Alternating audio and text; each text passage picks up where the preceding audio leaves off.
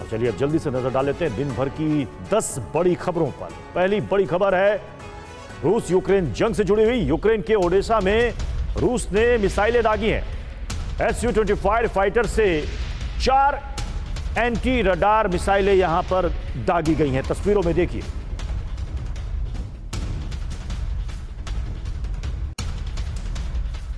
अगली बड़ी खबर है यूक्रेन की मदद में अब यूरोपियन यूनियन का बड़ा ऐलान सामने आया है। हथियारों के लिए 2 बिलियन यूरो देगा यूरोपीय यूनियन। यूक्रेन को ज्यादा से ज्यादा हथियार देने पर फोकस किया जा रहा है। तीसरी बड़ी खबर कीव में ज़ेलेंस्की से मिली आइसलैंड की पीएम। मुलाकात के बाद आइसलैंड की पीएम कैटरीन का बयान भी सामने आया है, जिसमें उन्होंने कहा है यूक्रेन का साहस पूरी दुनिया को प्रेरणा देने वाला है। आइसलैंड हमेशा यूक्रेन के साथ खड़ा रहेगा।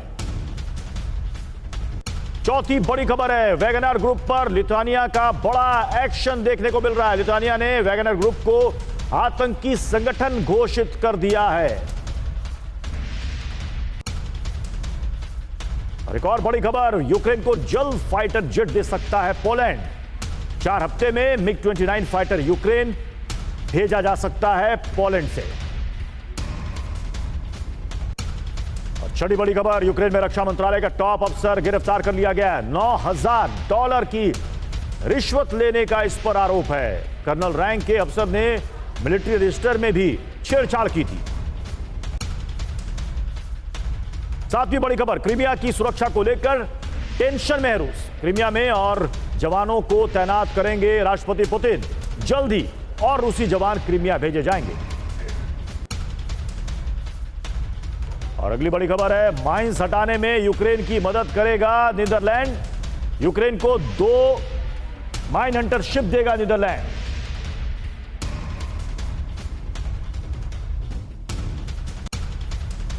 बाखमुत की जंग पर यूक्रेन ने बहुत बड़ा दावा किया। बाखमुत से यूक्रेनी सेना पीछे नहीं हटेगी।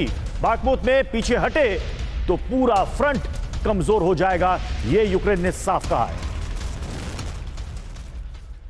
और 10वीं बड़ी खबर है रूस ने सुमी में फिर से बरसाए हैं गोले। रूसी हमले में कई घरों को इससे नुकसान पहुंचा है।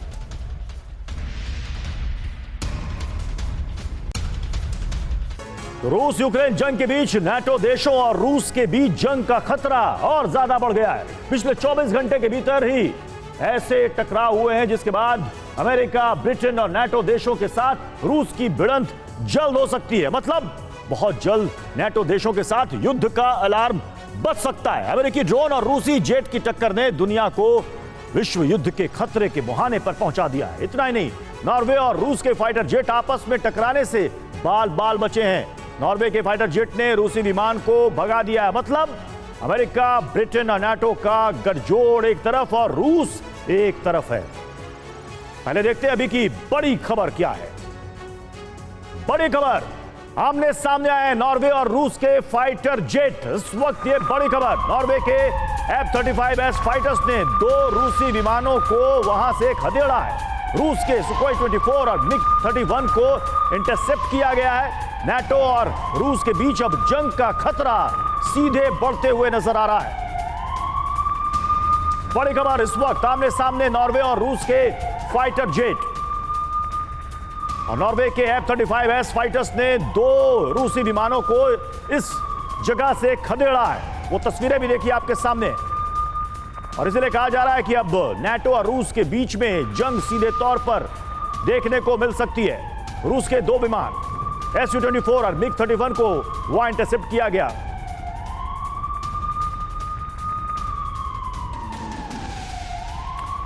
अब इसके क्या मायने हैं इसे भी जल्दी से समझ लेते हैं। सुबह 10:45 पर रूस के 2 फाइटर जेट नॉर्वे के एयर स्पेस में घुस आए। रूसी फाइटर जेट देखते ही नॉर्वे ने भी 2 F-35 फाइटर जेट वहां पर तुरंत रवाना कर दिए। नॉर्वे के F-35 फाइटर जेट ने रूस के जो 2 विमान अंदर घुस आए थे, इन दोनों फाइटर जेट को वहां से खदेड़ा है। नॉर्वे के एक्शन के बाद रूस के जो 2 विमान थे Su-24 और MiG-31, ये दोनों वापस अपनी सीमा में लौटने को मजबूर हो गए। 6 दिन पहले भी नॉर्वे की वायु सीमा में घुसे थे रूस के 2 एयरक्राफ्ट। सेवरोमोर्स्क 1 एयरबेस से कोला प्रायद्वीप के पास पहुंचे थे ये 2 रूसी विमान। और हमारे साथ इस वक्त हमारे संवाददाता मनीष झा इस वक्त जुड़ रहे हैं। मनीष, इसके क्या मायने निकाले जाए, क्योंकि पिछले महीने भी ऐसी घटना देखने को मिली थी। देखिए, वैसे तो दोनों पड़ोसी हैं। सामान्य दिन होता तो हम लोग यही सोचते कि चलो भाई गलती से, या पहले बहुत रूटीन सा होता था, लेकिन अब हालात बदल गए हैं। हालात इस कदर बदल गए हैं कि अगर इनके फाइटर जेट गए तो उनको केवल चेतावनी नहीं दी गई, बल्कि उन्हें खदेड़ने के लिए नॉर्वे की तरफ से भी अपने F-35 को रवाना किया गया और इन्हें खदेड़ा गया। पहले हम ये सुनते थे ताइवान और चीन के संदर्भ में, और इसी वजह से हम कह रहे हैं कि जब हम लोग ये कहते हैं कि रूस और नाटो के बीच जो लड़ाई की संभावना है वो अब और अधिक प्रबल हो गई है, यानी अब ये युद्ध कभी भी हो सकता है। अब तक जिस जंग को हमने यूक्रेन की टेरिटरी में होते हुए देखा है, अब उसका दायरा बढ़ रहा है, उसका रण क्षेत्र बढ़ रहा है, और वो जा रहा है उस जगह पर जहां कभी क्रीमिया में वो इंटरनेशनल एयर स्पेस साबित हो रहा है, तो कहीं पर वो नॉर्वे के बॉर्डर में हो रहा है। और इसका मतलब ये है कि एक थोड़ा सा मिसकैलकुलेशन और बस रूस और नाटो के बीच सीधी जंग। तो रूस और नाटो के बीच सीधी जंग, ये मनीष झा कह रहे हैं। लेकिन इस बीच बड़ी खबर यह भी है कि रूस अमेरिका के बीच टकराव के हालात भी पैदा हो गए। ब्लैक सी में अमेरिका रूस के बीच टक्कर देखने को मिली। अमेरिकी ड्रोन से टकरा गया है रूसी विमान। रूसी सुखोई 27 विमान से अमेरिकी MQ-9 को टक्कर लगी है। टक्कर के बाद ब्लैक सी में गिर गया अमेरिकी ड्रोन। अमेरिका ने रूस पर गैर जिम्मेदाराना हरकत का आरोप लगाया है। ये बड़ी खबर।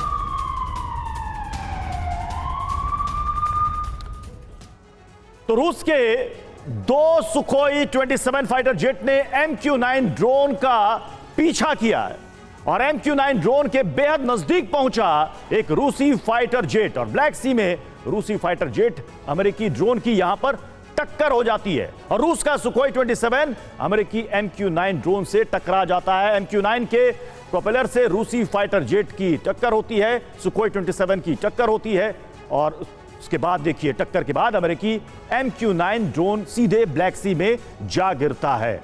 मनीष झा, ब्लैक सी में यहां अमेरिका और रूस की टक्कर, आ रहा कि रूस कह रहा है कि यह ड्रोन टकराया नहीं बल्कि खुद ब खुद गिर गया। देखिए, बात यह है कि इंटरनेशनल एयर स्पेस में आकर अमेरिकी जो ड्रोन है वो जासूसी कर रहा है, और रूस को ये लगता है कि ये हमारे लिए थ्रेट है। ऐसा तो है नहीं कि वो अपने आप गिर गया, दरअसल ऐसे हालात बनाए गए कि जहां पर कि ड्रोन को गिरना ही था तो उसे आप कहीं इनडायरेक्टली गिरा दिया गया। मेरी चिंता कुछ और है। मेरी चिंता यह है कि अब तक तो यूक्रेन में आप लड़ रहे थे, अब अगर इंटरनेशनल एयर स्पेस भी सुरक्षित नहीं है, इंटरनेशनल वाटर भी सुरक्षित नहीं है, जहां पर दोनों सुपर पावर एक दूसरे को नीचे दिखाने के लिए लड़ रहे हैं, तो इसका मतलब यह है कि एक मिसकैलकुलेशन तीसरे विश्व युद्ध को आप कहें तो बढ़ा सकता है, क्योंकि अब मैं ये मानता ही नहीं कि वो शुरू नहीं हुआ है। देखिए, यूक्रेन से जो जंग शुरू हुई थी उस जंग का दायरा बढ़ रहा है, और उस जंग का दायरा धीरे धीरे बढ़ते हुए अब वो इंटरनेशनल एयर स्पेस में चले गया है, अब वो नाटो के एयर स्पेस में चले गया है, अब वो नॉर्वे के एयर स्पेस में चले गया है, और यहां पर कहीं पर भी सीधी एक बार टक्कर होने का मतलब है कि फिर शायद कोई नहीं रोक पाएगा इस महायुद्ध से। ये बड़ी बात मनीष झा ने कही कि देखिए युद्ध का दायरा और विस्तार कितना बढ़ते जा रहा है। बहुत बहुत शुक्रिया मनीष झा हमारे साथ जुड़ने के लिए। अब सवाल यह है कि अब आखिर आगे क्या, आखिर क्या होगा? डर रूस के परमाणु हमले का है, लेकिन क्या पुतिन इतना बड़ा फैसला अकेले दम पर कर सकते हैं? क्योंकि यूक्रेन के साथ नाटो खड़ा है।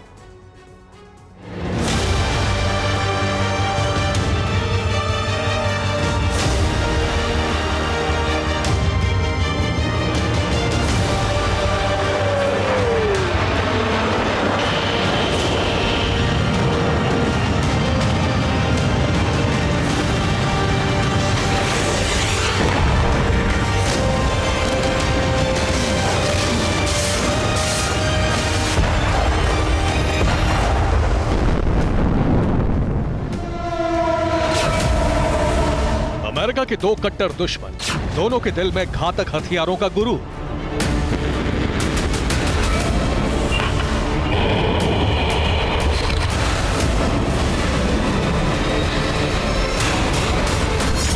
दोनों में दुनिया का सर्वशक्तिमान बनने की ललक।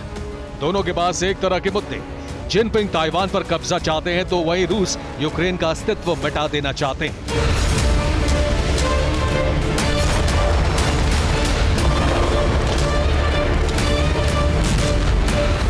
एक जैसी सोच, एक जैसी अदावत और एक जैसा मिशन ही क्या दुनिया के इन दो किरदारों को वर्ल्ड वॉर का विलेन बनाने वाला है?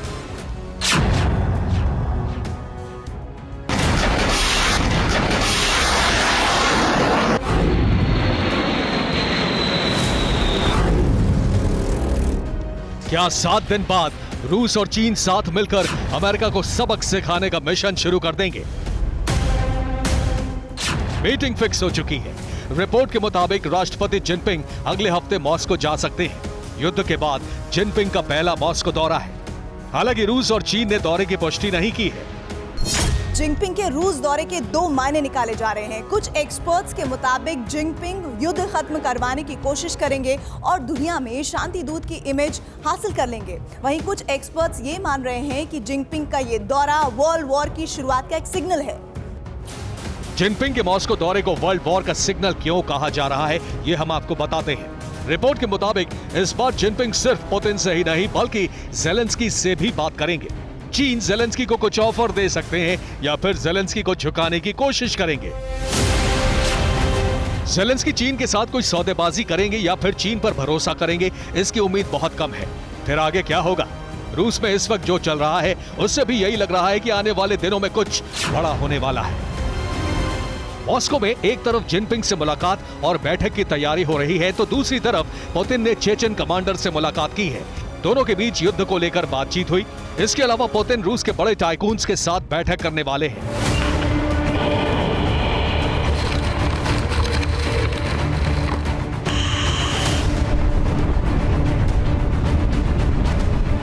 मुलाकातों के इसी दौर से एक बड़े विध्वंसक प्लानिंग का संदेह पश्चिमी देशों को हो रहा है, क्योंकि मुलाकातों के बीच रूस में परमाणु हमले का जिक्र भी हो रहा है।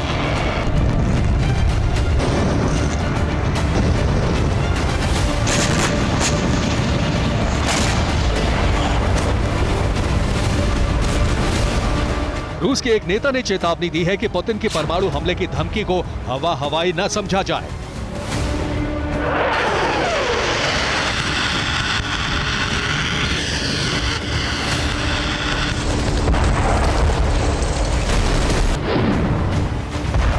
रूस एक बड़े युद्ध की प्लानिंग कर रहा है। इसका एक और संकेत भी मिला है। यह संकेत रूस की सेना में भर्ती को लेकर है। रूस में अब आर्मी में भर्ती के नियम बदले जा रहे हैं। सेना में भर्ती के नियम को लेकर बिल लाया गया है। अब 21 से 30 साल के लोगों की भर्ती की जाएगी। पहले उम्र की सीमा 18 से 27 साल तय की गई थी। सैनिकों की संख्या बढ़ाने की प्लानिंग भी की गई है। पुतिन जिनपिंग की मुलाकात में सबसे अहम हथियारों की डील है। चीन रूस को हथियार देने का फैसला कर चुका है। ईरान की तरह चीन भी अब रूस को घातक हथियारों की सप्लाई करने वाला है। चीन अमेरिका से दो हाथ करने की तैयारी बरसों से कर रहा है, लेकिन युद्ध का फैसला जिनपिंग ले नहीं सके। जिनपिंग को लग रहा है कि रूस को हथियार देने के बाद अमेरिका दबाव में आएगा और यूक्रेन के बहाने वो अमेरिका के बारूदी गोदाम को खाली कर सकेगा।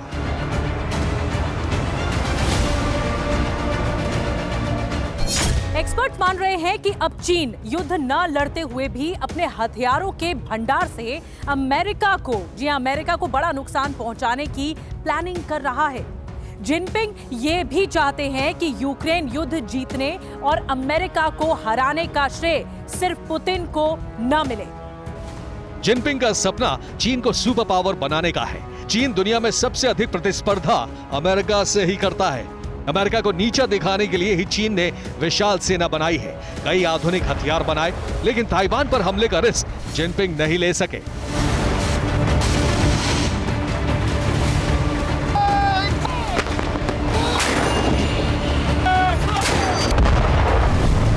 अब यूक्रेन वॉर के बाद नेटो और अमेरिका को टक्कर देने वाली पहचान पुतिन के पास है। ईरान और नॉर्थ कोरिया जैसे अमेरिका विरोधी देश पुतिन को ही अपना लीडर मानने लगे हैं। लेकिन यह तमगा जिनपिंग का ख्वाब था। अब पूरा ना सही, लेकिन जिनपिंग पुतिन की जीत का पार्टनर जरूर बनना चाहते हैं। यही वजह है कि 1 साल बाद युद्ध में चीन की एंट्री होने जा रही है।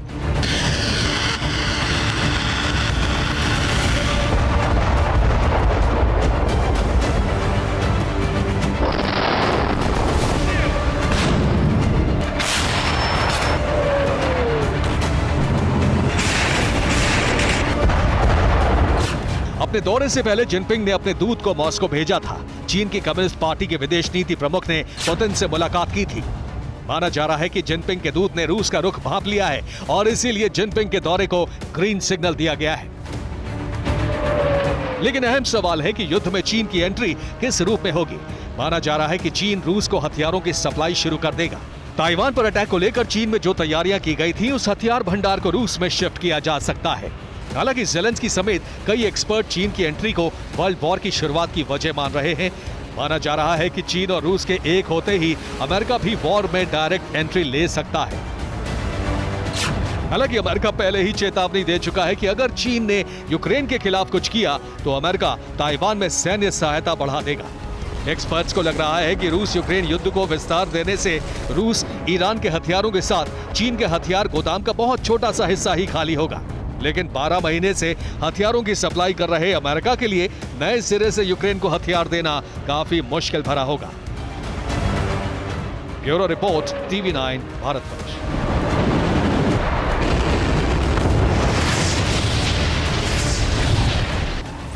और बड़ी खबर है निकोपोल से, जहां पर रूस का आर्टिलरी अटैक देखने को मिला है।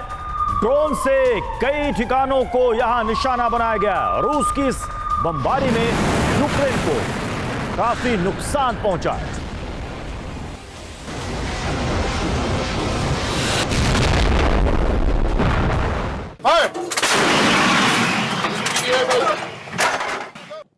सिर्फ निकोपोल ही नहीं बल्कि ओडिशा में भी रूस का भीषण हमला देखने को मिला है। सुखोई 24 एयरक्राफ्ट से यूक्रेनी ठिकानों पर 4 मिसाइल यहां पर दागे गए हैं। उसी हमले में यूक्रेन को भारी नुकसान की बात कही जा रही है।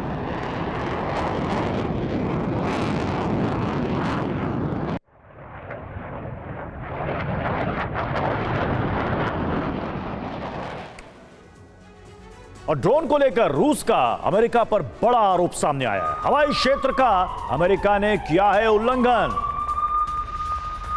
ये रूस ने अमेरिका पर यह बड़ा आरोप लगाया।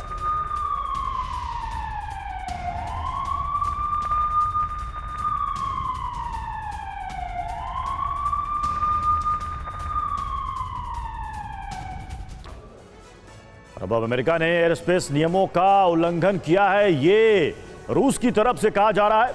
उड़ान के दौरान ड्रोन के ट्रांसपोंडर ऑफ थे और ट्रांसपोंडर ऑफ होने से ड्रोन को नहीं मिल रहा था कोई भी सिग्नल। रूस ने ड्रोन पर किसी हथियार से अटैक नहीं किया, यह रूस की तरफ से कहा गया। रूसी फाइटर जेट ड्रोन से नहीं टकराए, जो अमेरिका कह रहा है कि उनके ड्रोन को वहां पर गिरा दिया गया। रूस के दोनों सुखोई 27 सुरक्षित अपने एयरफील्ड में लौट आए।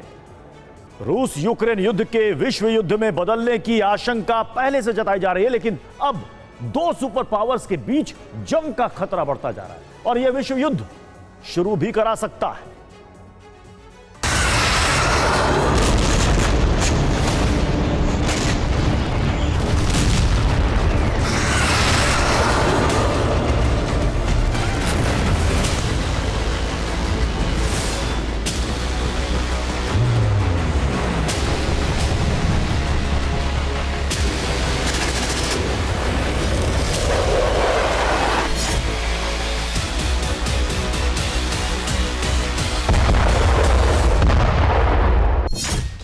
दो सुपर पावर्स अमेरिका और चीन के बीच तनाव इस हद तक बढ़ गया है कि अब दोनों ओर से मिसाइलों की बरसात शुरू हो सकती है।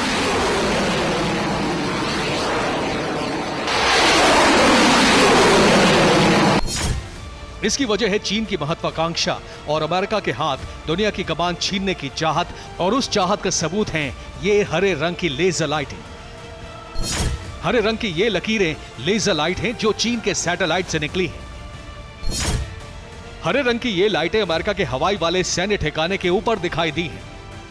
नासा के सैटेलाइट ने इन लाइटों को रिकॉर्ड किया है। पता लगा है कि ये लाइटें चीन के सैटेलाइट से आ रही हैं। चीन सैटेलाइट से अमेरिका के हवाई बेस की जासूसी कर रहा है। जिनपिंग की जासूसी मशीनरी अमेरिका के हवाई सैन्य बेस के ठिकाने की रेकी पूरी कर चुकी है।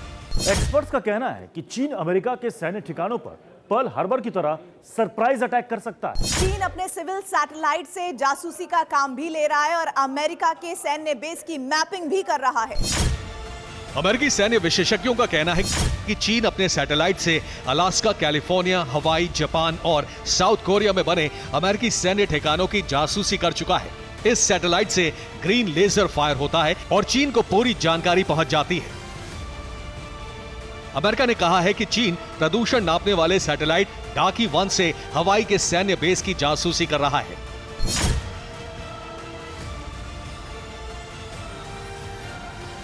तो सवाल यह है कि आखिर चीन पॉल्यूशन मैपिंग वाले सैटेलाइट का इस्तेमाल क्यों कर रहा है? इसका मकसद है हाइपरसोनिक मिसाइलों को सटीक जानकारी पहुंचाना। माना जा रहा है कि जिनपिंग अमेरिकी बेस पर हाइपरसोनिक मिसाइलों से अटैक कर सकते हैं। चीन का weather satellite hypersonic glide vehicle को टारगेट की सही मैपिंग दे रहा है। डाकी 1 सैटेलाइट वातावरण में घनत्व को मापता है, हवा की अलग अलग दिशाओं, रफ्तार को मापता है। हाइपरसोनिक वेपन कम ऊंचाई पर उड़ते हैं, मौसम खराब हो तो टारगेट पर सटीक हमला चूक सकता है। इसीलिए लेजर लाइट से चीन मौसम की सटीक जानकारी जुटा रहा है। अमेरिकी एक्सपर्ट ने कहा है कि अलास्का से लेकर जापान तक अमेरिका के सारे सैन्य ठिकाने चीन की हाइपरसोनिक मिसाइलों के टारगेट पर हैं। चीन 2 हाइपरसोनिक मिसाइल लॉन्च करके शक्ति प्रदर्शन कर चुका है। ये मिसाइलें दुनिया के किसी भी हिस्से में हमला कर सकती हैं। यूएस डिफेंस इंटेलिजेंस ने कहा है कि चीन पैसिफिक में अपने हाइपरसोनिक हथियार तैनात कर चुका है। चीन की DF-17 बैलिस्टिक मिसाइल भी वॉर रेडी हो गई है। DF-41 इंटरकॉन्टिनेंटल बैलिस्टिक मिसाइल में भी हाइपरसोनिक ग्लाइड व्हीकल लगा दिया गया है। ताइवान को लेकर चीन और अमेरिका के बीच तनाव बहुत बढ़ गया है। अब से पहले चीन अमेरिका के सैन्य ठिकानों की बलून जासूसी भी कर चुका है। जनवरी में चीन का वेदर बलून हेनान से उड़ा। 28 जनवरी को अमेरिकन एयर स्पेस में दाखिल हुआ। 30 जनवरी को बाइडेन प्रशासन को बैलून की जानकारी मिली। बैलून से यूएस न्यूक्लियर मिसाइल बेस की जासूसी की गई। 4 फरवरी को बैलून ध्वस्त कर दिया गया। चीन ने दोनों बार जासूसी के लिए वेदर मॉनिटरिंग वाले उपकरणों का इस्तेमाल किया है और इसका मतलब बताया जा रहा है हाइपरसोनिक अटैक। यानी अमेरिकी बेस की पूरी जानकारी चीन के पास है और हमला कभी भी हो सकता है। Bureau report, TV9 Bharatvarsh.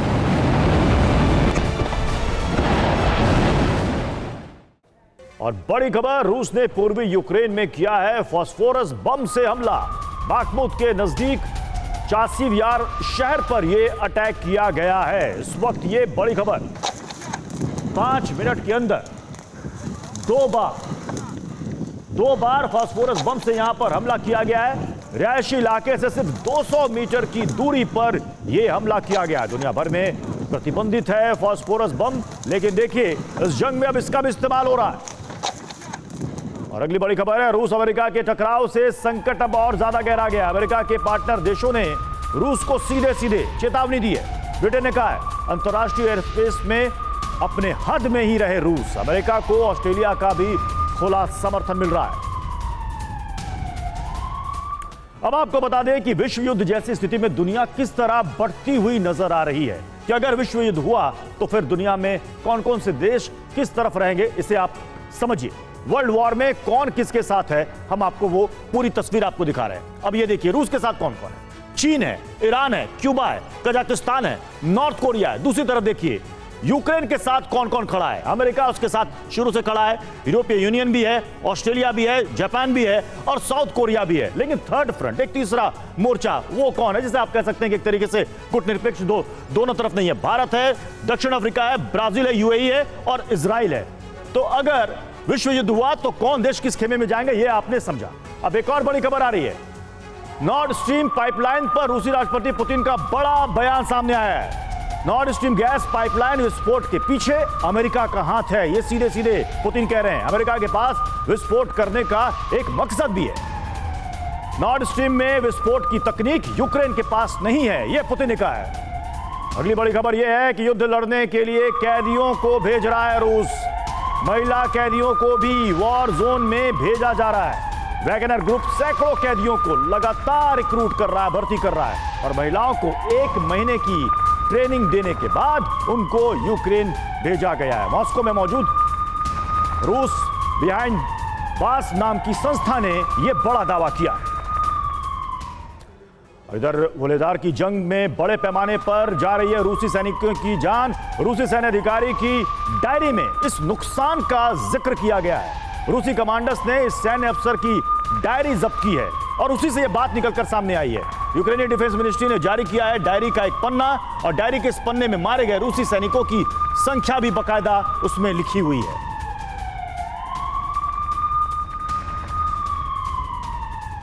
और अब रुक करते हैं देश की कुछ बड़ी खबरों की ओर। माफिया अतीक अहमद के खिलाफ चौतरफा कार्रवाई की जा रही है। पहले से दर्ज पीएमएलए केस की जांच में जुट गई ईडी की टीम। ईडी के ज्वाइंट डायरेक्टर प्रयागराज में मौजूद है। 2 साल पहले मनी लॉन्ड्रिंग एक्ट के तहत यह केस दर्ज हुआ था और ईडी ने अब तक 8 करोड़ की संपत्ति जब्त की है। अतीक और करीबियों की 100 करोड़ से ज्यादा संपत्तियों की पहचान भी की जा चुकी है।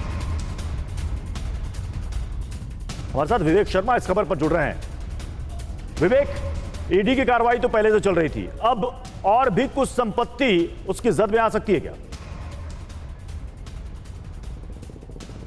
देखिए, बात कीजिए तो लगातार अब ईडी की जांच का दायरा बढ़ता चला जा रहा है और अब देखा गया है कि करीब 100 करोड़ की जो संपत्ति है उसे ईडी ने चिन्हित किया है, जो कि अतीक अहमद और उसके करीबियों की है। तो लगातार ये देखा जा रहा है कि जिस तरह से यूपी पुलिस इस उमेश पाल हत्याकांड मामले में जांच करी तो उसकी जांच का दायरा बढ़ रहा है, तो ईडी भी अब पूरी तेज एक्टिव हो चुकी है और अब चिन्हित किया जा रहा है प्रॉपर्टीज को। 2 साल पहले ये केस दर्ज किया गया था और 8 करोड़ की संपत्ति अतीक की जब्त की गई थी और अब ईडी के ज्वाइंट डायरेक्टर प्रयागराज में पहुंच चुके हैं। उन्होंने अपना एक कैंप बना लिया है और अब लगातार प्रॉपर्टीज को चिन्हित किया जा रहा है, यानी कि साफ है कि आने वाले समय में अतीक अहमद और उसके करीबियों की और मुश्किलें बढ़ सकती हैं और परिवार के अन्य लोगों की प्रॉपर्टी की भी जांच की जा रही है। साथ ही अतीक अहमद किन नेताओं के संपर्क में था, किन सफेद पोश लोगों के संपर्क में था, इसकी भी तफ्तीश की जा रही है और उनके बारे में भी जांच की जाएगी। तो ये साफ कहा जा रहा है कि अतीक अहमद पर चौतरफा कार्रवाई की तैयारी कर ली गई है। योगी सरकार के आने के बाद ये लगातार एक्शन बदस्तूर जारी है। तो 2 साल पहले जो केस हुआ था उसमें 8 करोड़ की प्रॉपर्टी जब्त की गई थी, लेकिन अब और तेज कार्रवाई की जाने वाली है और ये कयास लगा जा रहा है कि आने वाले समय में प्रशासन और ईडी द्वारा कहीं और कार्रवाई की जाएगी और बुलडोजर जो है योगी बाबू। बहुत बहुत शुक्रिया विवेक इस पूरी जानकारी के लिए और अपडेट के लिए। और अतीक अहमद की पत्नी शाइस्ता परवीन को झटका लगा है। सेशंस कोर्ट ने अग्रिम जमानत पर सुनवाई की अर्जी ट्रांसफर कर दी है। एमपी एमएलए कोर्ट ने शाइस्ता की अर्जी पर अब 17 मार्च को सुनवाई होनी है। गिरफ्तारी से बचने के लिए शाइस्ता ने याचिका दायर की है। एफआईआर में नाम आने के बाद से फरार है शाइस्ता और शाइस्ता पर 25,000 का इनाम भी घोषित किया जा चुका है। और इसी मामले से जुड़ी एक और बड़ी खबर है। प्रयागराज शूटआउट केस में अतीक के करीबी नेता की तलाश भी तेज कर दी गई है। सफेद पोश नेता से अक्सर अतीक की बातें होती रहती थीं। लखनऊ के एक नेता से अतीक ने बात की थी। प्रयागराज मामले में इस नेता पर भी कस सकता है शिकंजा। और उमेश पाल हत्याकांड में एसटीएफ सूत्रों से बड़ी खबर आ रही है। हत्या से पहले शेयर की गई थी उमेश की लाइव लोकेशन। गुलाम के नंबर से लाइव लोकेशन शेयर की गई थी। सूत्रों के हवाले से खबर आ रही है उमेश की लाइव लोकेशन ग्रुप पर शेयर की गई थी। शेर अतीक ग्रुप में शेयर की गई थी ये लोकेशन और शेर अतीक में अतीक अहमद के साथ साथ अतीक के करीबी लोग भी इसमें शामिल थे।